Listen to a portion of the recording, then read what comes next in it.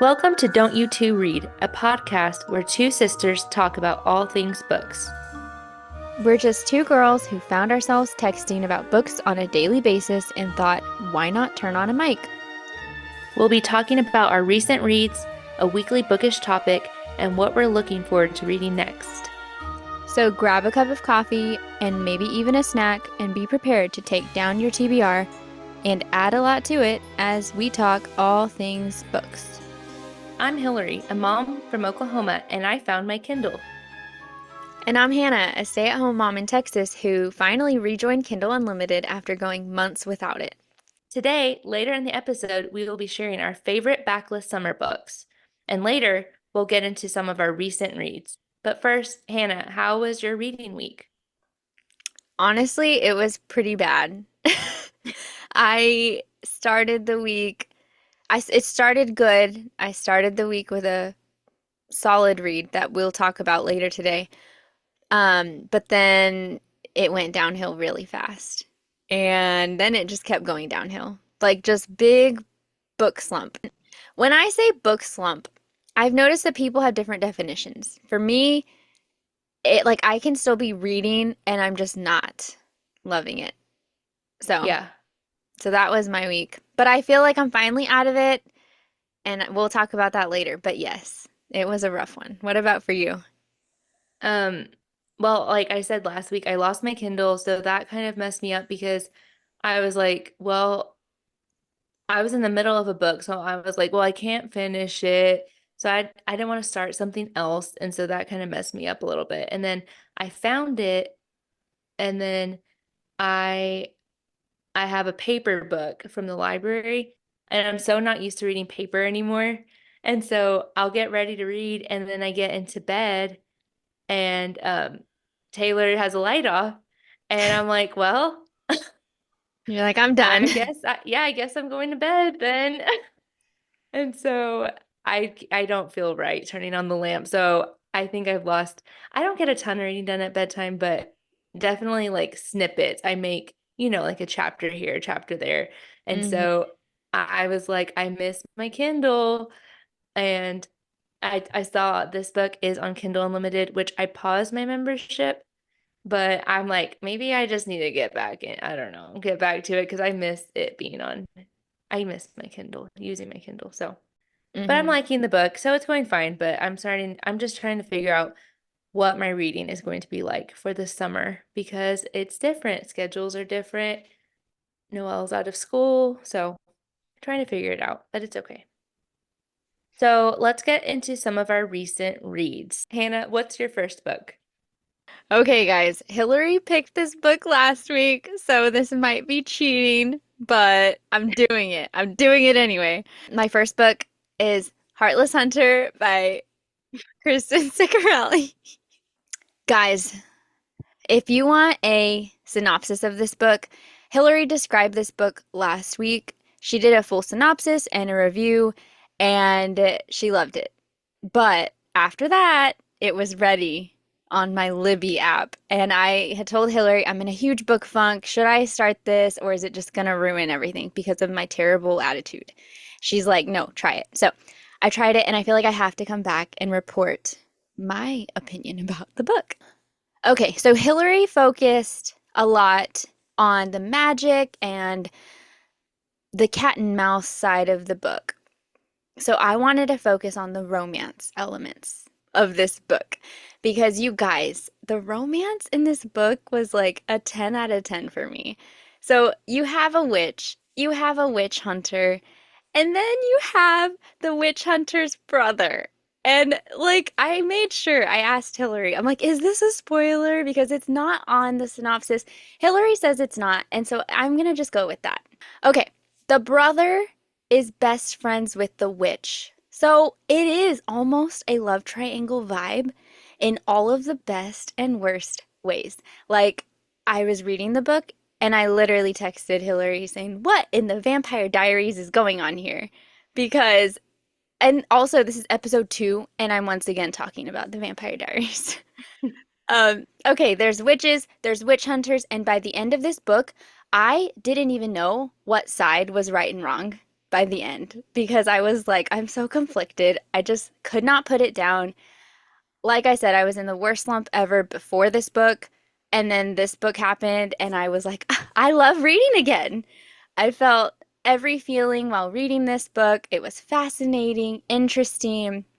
I even got very close to shedding a tear at one point, which literally never happens to me. I have no heart. But with this book, I was so emotionally invested.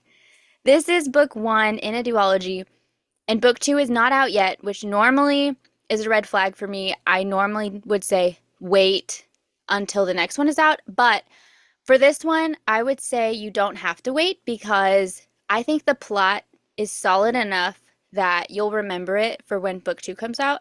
And I'm curious what Hillary thinks about that. But in other fantasy books, I feel like there can be like red herrings, there can be a whole other like language system or like a ton of plot trails where I feel like I have to do a reread before the next book.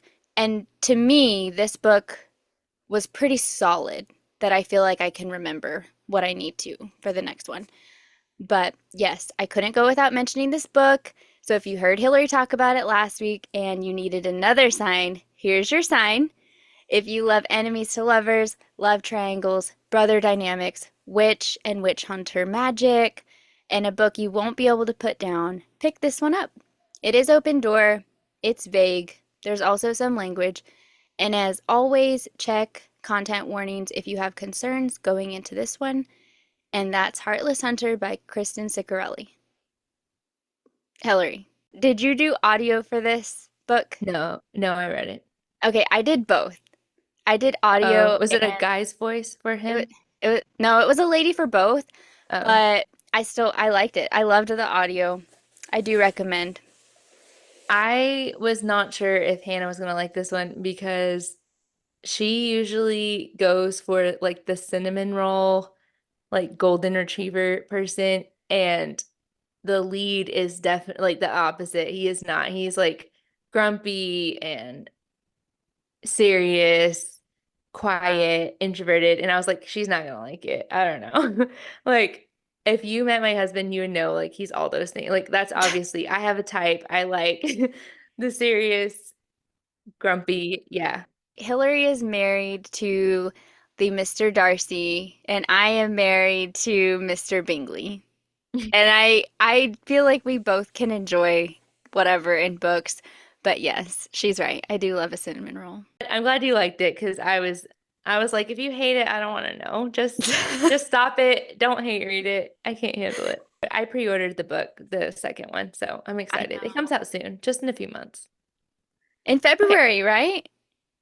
Yeah. Hillary, that is not a few months. That is too long. That's like, yeah, yeah. I was like, it's 8 months, but Yeah, still. no. No, it's fine. Okay, Hillary, what is your book? Okay. My first book, I'm very excited that I'm starting off with a closed door indie novel. My book is The One with a Kiss Cam by Cindy Steele. Here's what the book is about. Nora is known to her friends as a practical, no-nonsense girl. Nora has big dreams of becoming a graphic designer, but life is expensive and she can never seem to get ahead. Who has time to be fun and spontaneous when you have goals to achieve and bills to pay? She finally agrees to go on a blind date just to get her friend off her back. She meets her date at a Utah Jazz game, and it is a total disaster. She can't wait to get home until she bumps elbows with a handsome stranger, Duke, sitting next to her, and they end up on the kiss cam. Kissing a stranger in front of thousands of people at a basketball game, this goes against everything Nora believes in. But she did promise to let loose this one night. We follow Nora and Duke on one fun and crazy evening together. Duke forces Nora to let go a little, and Nora encourages Duke to go for his dreams. It's like they are meant to be. However, all good things must come to an end. Nora and Duke lose contact after that day, and they go on their own life adventures. But they never forget that one perfect night. Will their paths ever cross again, or is Nora destined to live a practical life forever?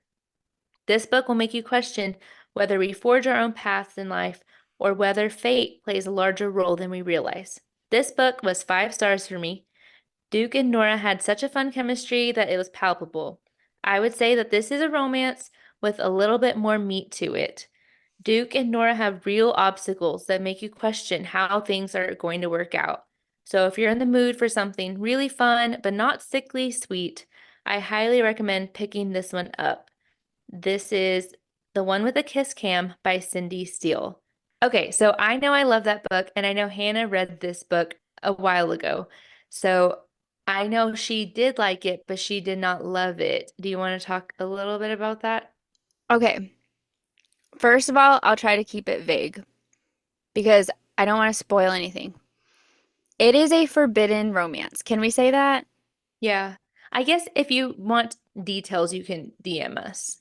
Yeah, but I'll just say that forbidden romance, and I even the last book, the one I talked about, was a forbidden romance too, I feel like. So I can go either way. Sometimes I love it, sometimes it gives me like I think in my review for that book I said like I felt like Hermione where I'm just like we can't break the rules. And so I do feel like that with forbidden romance sometimes where I'm just like we can't, you shouldn't be together. So I don't know. I don't know. Yeah, there's an element of you find out later, there's an element that you're like, should these people be together or not? Yeah. And like, is love the most important thing or are rules the most important thing? So it did not bother me, but if that bothers you, then this book may bother you as well. So you can DM us if you're like, I don't know if that's for me. Yeah. But I will say, yes, I was bothered. I did still like it. I did still have a good time. So, Yeah, it's a good one. And it's on Kindle Unlimited as well. So is Heartless Hunter, two Kindle Unlimited books. yeah. So what's your next book?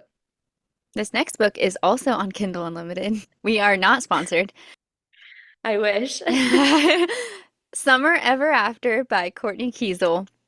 This was on my short list last week, and I'm happy to report back on this one too. This is book one in the Falling for Summer book series that I mentioned last week.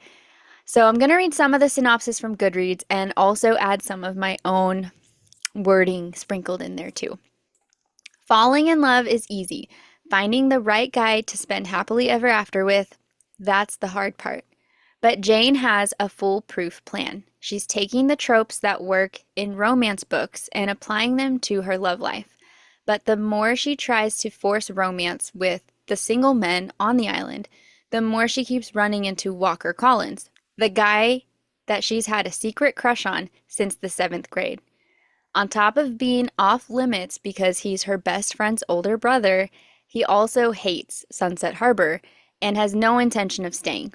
He's just visiting the island to clear his head and hopefully get over a golfing slump that he's in. Will Jane end up being the fool in her foolproof plan to find love? Okay, Kortney Keisel started this series off really strong for me. It was such a treat. I went into it blind and I definitely like screamed internally when I realized it was a best friend's brother romance because this is one of my favorite elements. You get some of that forbidden feeling, but like to me, I'm like, ooh, it's just enough to just like keep me excited, but like it doesn't freak me out too much with like breaking rules because I'm like, that's fine. It's fine. Now, there were moments that I did have a hard time knowing who Jane was because she always had this persona or she had like a wild character she's playing where she's literally playing a performance for each guy that she's dating.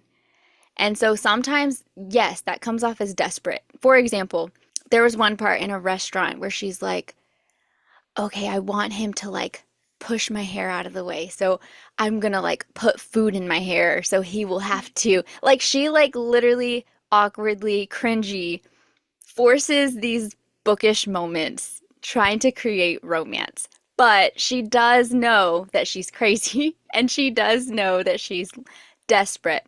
So it did make it less annoying to me because it just fully went there in like the ridiculousness, if that makes sense.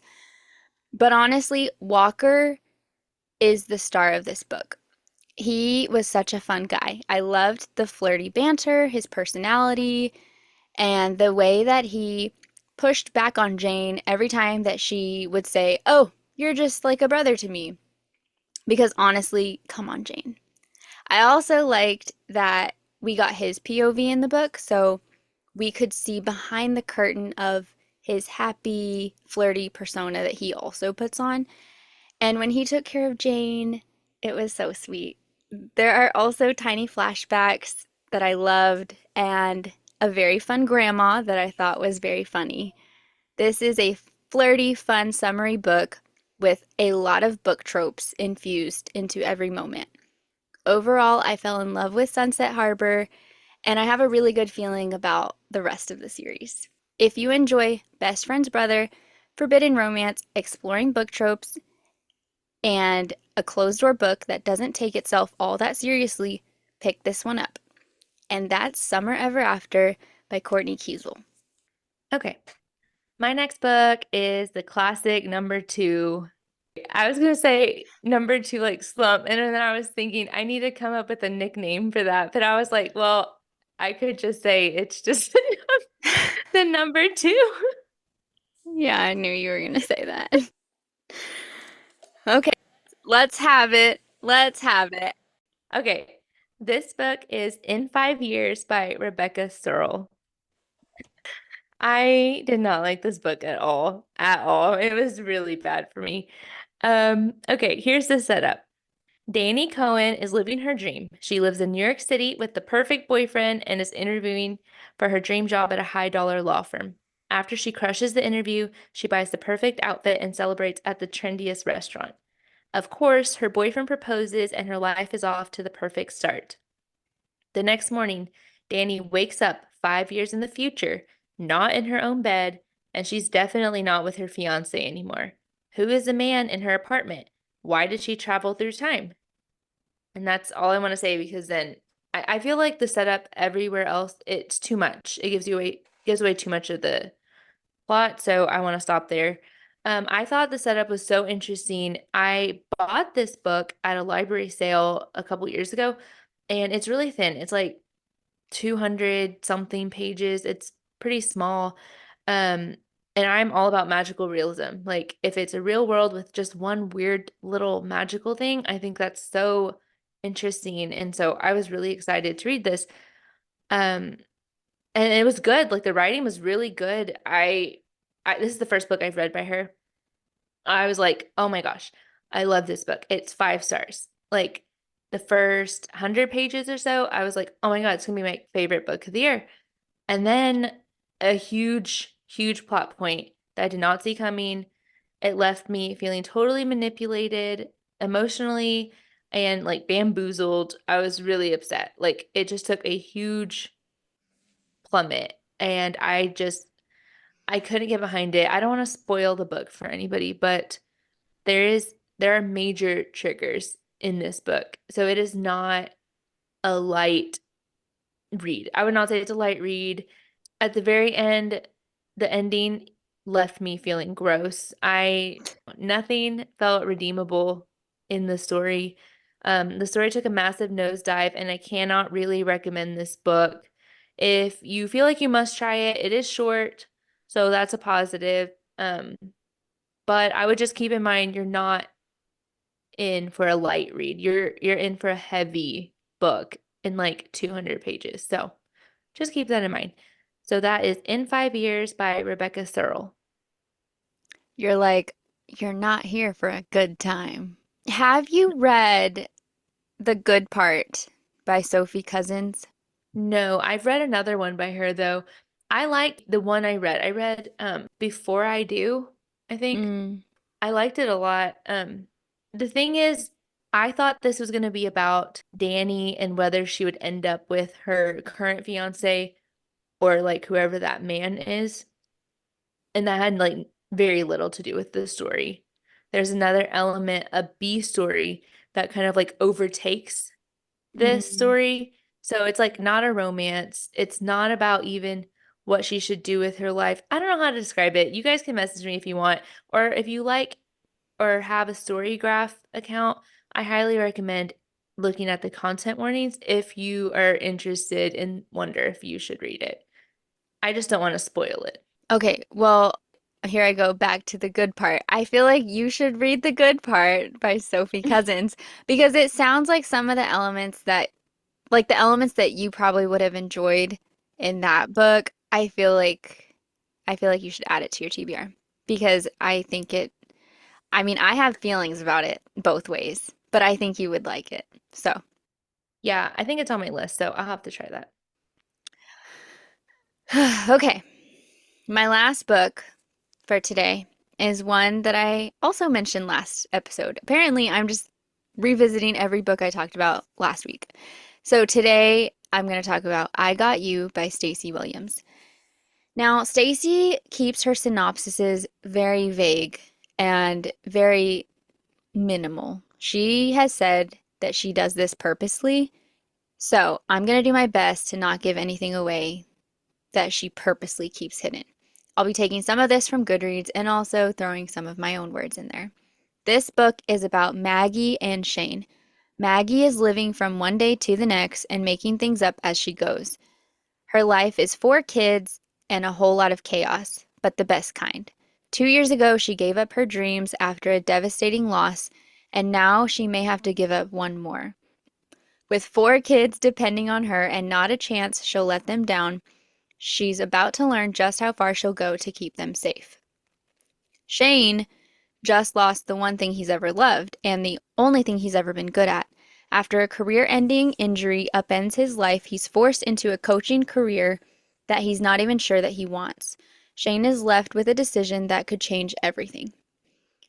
Okay, so this one is closed-door contemporary romance. It does have language, and this is what I consider an edgy closed door, which is a genre that I personally would love to see more of. This book was the perfect blend of a serious plot while also having fun and light moments without going into silly territory. The balance of that is really hard for me to find, and I feel like Stacy delivered a fun, flirty book while also dealing with heavy life situations. I loved Shane. He is gruff and serious, so Hilary would probably like him too. But he is so sweet to Maggie. And Maggie is so funny while also not being obnoxious. And she is sassy, but I never felt like she was mean. And these are fine lines for me that Stacy writes so well. Maggie, in her mom role, was so endearing, so relatable. If you are in a chaotic season of life and motherhood, you will feel so seen in Maggie's character.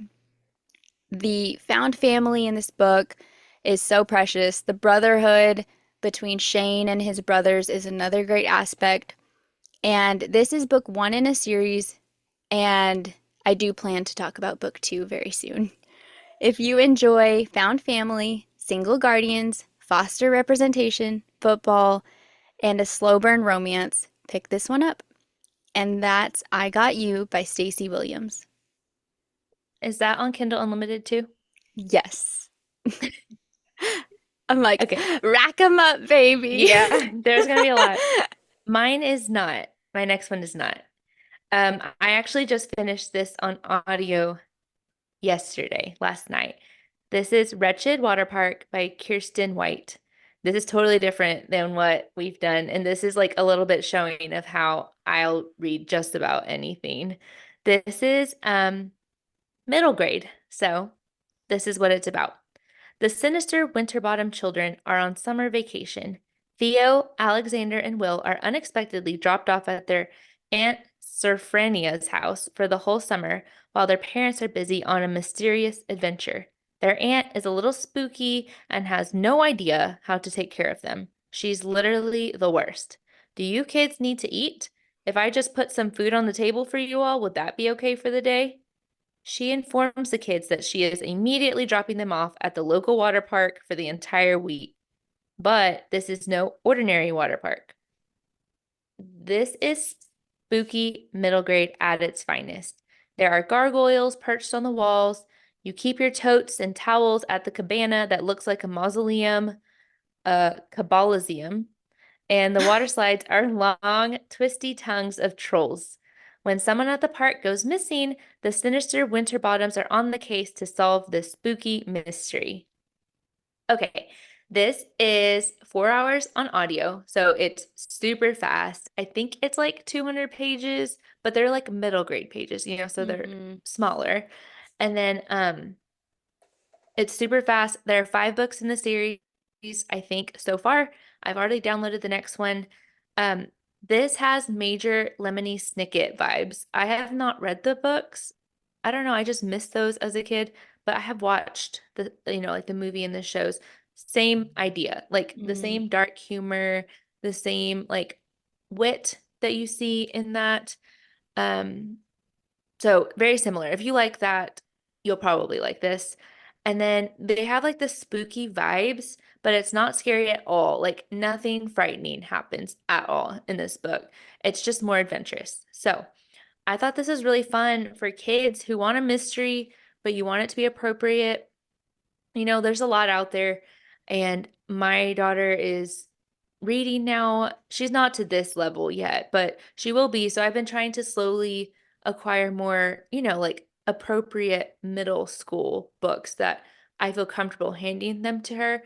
So I thought this was a really good one. But I also enjoyed it as an adult. So I thought it was a lot of fun, low stakes, um, and kind of dark humor, which I love. So that's Wretched Waterpark by Kiersten White. I've never heard of this, but it sounds fun. Yeah, I think you'd like it. I think it's a good like palate cleanser. Yeah. When you're like, I'm in a slump, what do I do? Like a Mhm. 4 hour audio is perfect. Are these published like a long time ago or are they like newer? Do I you know? think this one maybe came out like in 2019. So like, Oh, so I would say it's newer. Like it's not like yeah, that, it's not like the Junie B. Jones, like no. yeah. She also writes adult books too, and a lot of the bad reviews were like, this was so cheesy. This was like silly. I'm like, well, it's for, 9-year-olds. Yeah. Like it's not supposed to be scary. It's supposed to be fun. So, Yeah. yeah, it was good. I like it. Okay. So, it's time for our topic of the day. We are so excited to talk about our favorite summer books that are backlist, which means they're not new releases. We thought that this would lower the cost of the books, most of which are available in paperback or on Pango, which, by the way, is my favorite way to buy used books. But we also hope that you can get your hands on these quicker than you would a new release from your local library. Hannah, do you want to start us off? Sure. I also want to say I feel like several of these are also on Kindle Unlimited, so always check there too for any of these books because a lot of them might be there. Okay. If you're not in Hawaii or at the beach, but you really wish you were, pick up the Ohana Cottage by Megan Reinking.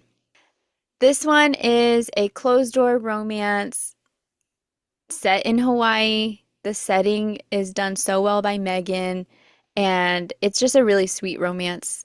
I loved it. I highly recommend. That has been on my list for a while, so I need to just do it. And it's also on Kindle Unlimited, right? Yeah. Yep. Okay. Okay, so if you want to laugh out loud and have the same beachy vibes that we talked about above, try The Unhoneymooners by Christina Lauren. This is open door. I read this a few years ago and I still think about it. Like, I just think this is like rom-com at its finest. It is so beachy. It's like enemies to lovers, so it has like all the elements. I loved it. Very good. I don't know that they have topped this book for me personally. I agree. I read this book years ago too, and I reread it last year and I loved it. Like I was curious if I would still enjoy it just as much, and I did. So it stands the test of the reread. Yeah, it's very good. Okay, if you want a creepy thriller about cruise ships, I have two. If you want one that is completely unhinged, try The Last One by Will Dean, and do not come sue me after. If you want one that is a little more grounded, try Distress Signals by Catherine Ryan Howard. Both of these just Add it to my list of why I will never go on a cruise. Distress signals, that was on my list too. Um, but that one is like my one of my all-time favorite thrillers. I love that book. But yes, it is. You will not want to go on a cruise, and this one does not make you feel better about taking a cruise. It will terrify you to where you're like, nah, I'm gonna stay home. So keep that in mind. But if you're looking for that, this one's great. Yeah. If you want an old-timey Hollywood historical fiction type of novel that you won't be able to put down, try Malibu Rising by Taylor Jenkins Reid. I personally almost put any of her books on the list. I've read everything but one, but I think a lot of them would work for this category. She definitely has the Los Angeles in decades past vibes, and like Malibu Rising is all about like I still remember the seafood, like um what was it? Riva's fish and chips, I think. Hmm. I remember them on the highway. I remember the pool parties. The setting is strong in that one, so very good. Yes, I love that one too. The one by Taylor Jenkins Reid that I fully The love. only one. Yes, the only one. I did love that one. I'm a Okay. huge Taylor Jenkins Reid fan. Hannah is not. This is like an exception for her. Yes. It's like I said, the one that I did love by her and that I do recommend. The rest, no. But that Hillary loves her. It's just me, okay? I already know this. Okay, if you want something that feels a little bit more women's fiction, but does have a sprinkle of mystery and some romance, pick up The Newcomer by Mary Kay Andrews.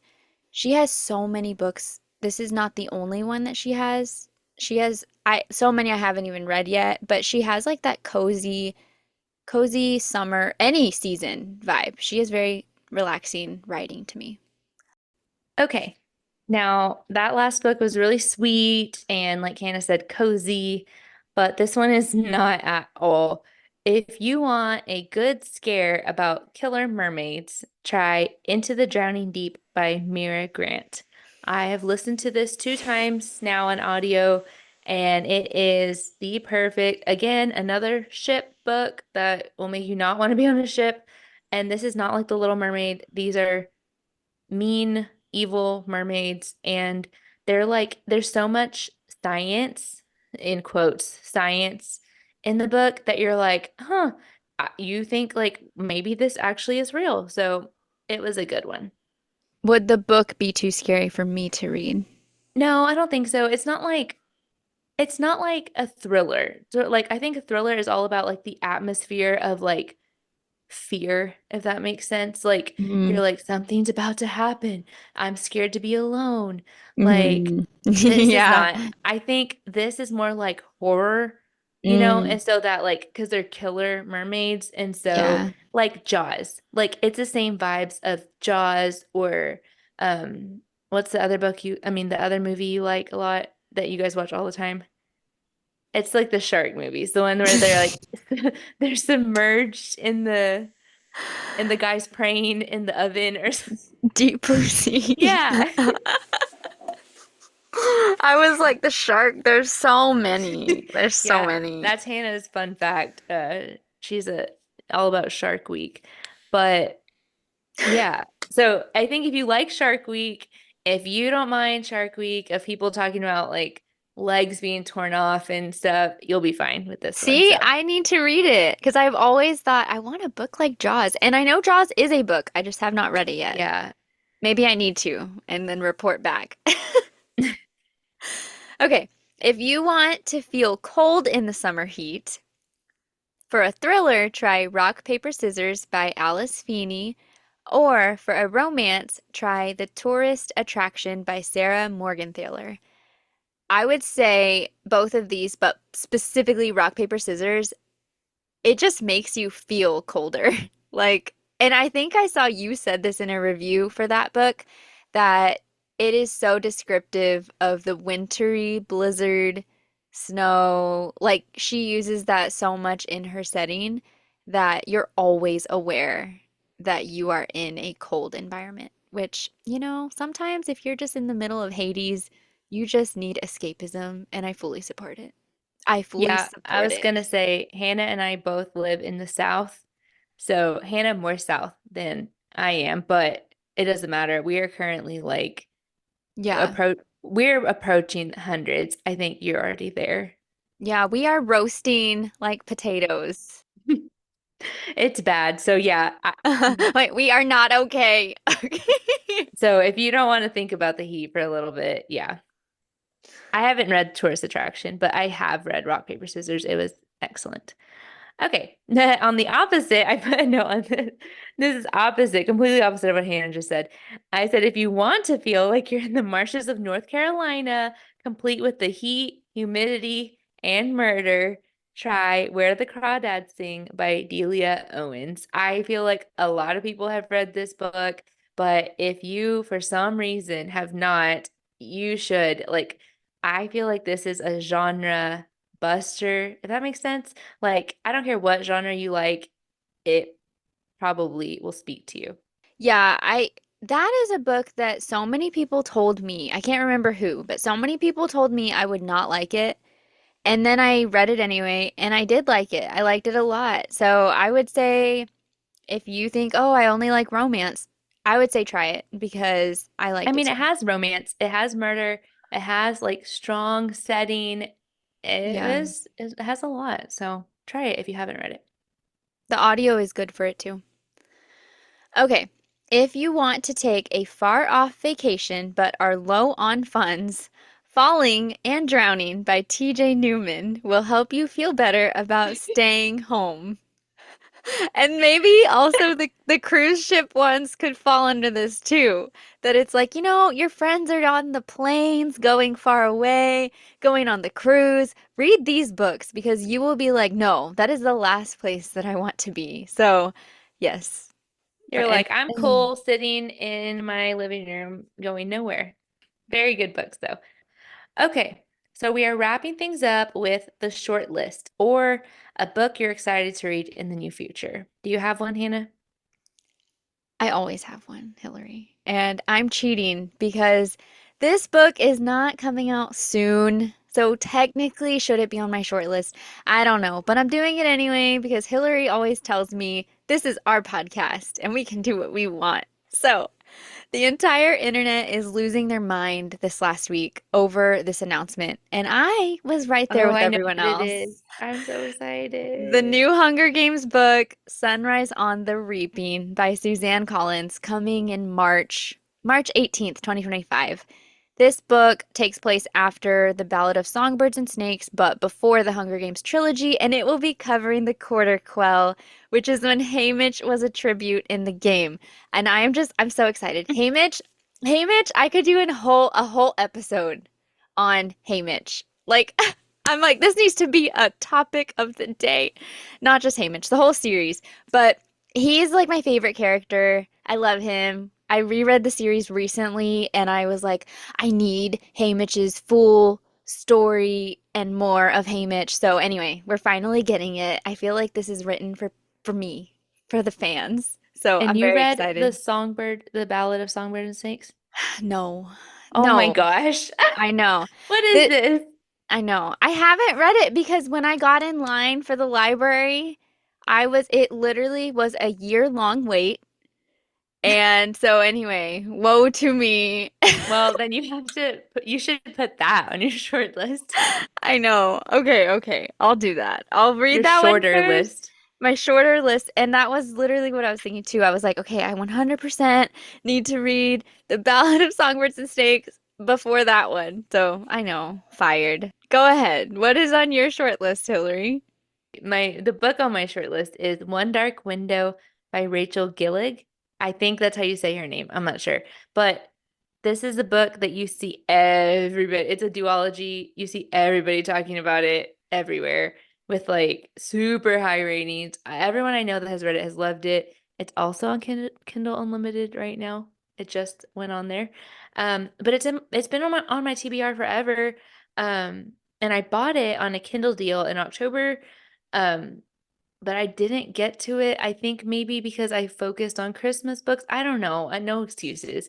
I have been so excited. I think what it is I've been too excited, and usually when I have high expectations, I just am always let down. So I think I've just been waiting for like, I don't know. I don't know what I'm waiting for, but I want to read that very soon because and there's two books and they're both out and they're done. Like it's finished. I want you to read it first because I've seen people recently saying that it's similar to Heartless Hunter, and I'm suspicious.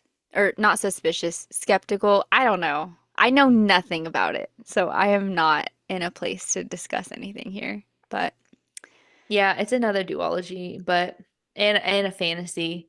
Well, I think it's a fantasy. Heartless Hunter, I would say, is more magical realism. I feel like that could be a whole other topic of what yeah. that difference is. But yeah, that's mine. If you've made it this far and didn't add this episode to your DNF pile, thanks a bunch. That brings us to the end of this week's episode for the Don't You Two Read podcast. We hope you enjoyed hearing about our recently read books and hopefully getting to know us better as we begin this podcast journey with you guys. We will be including timestamps in the description on every episode so you can check there for books or products that we mentioned in today's episode. Be sure to tune in to our next episode when we will be chatting about all things books. Don't forget to follow us on Instagram at Don't You Two Read Podcast, and you can find me at Hannah Reads. And I'm at Hilary Reads. If you enjoyed today's episode, would you take a moment to follow us? You can also rate and review us wherever you listen. And as always, please share this with all of your bookish friends. Thank you so much for joining us today. Until next time, we hope you have a magical week filled with 5-star reads.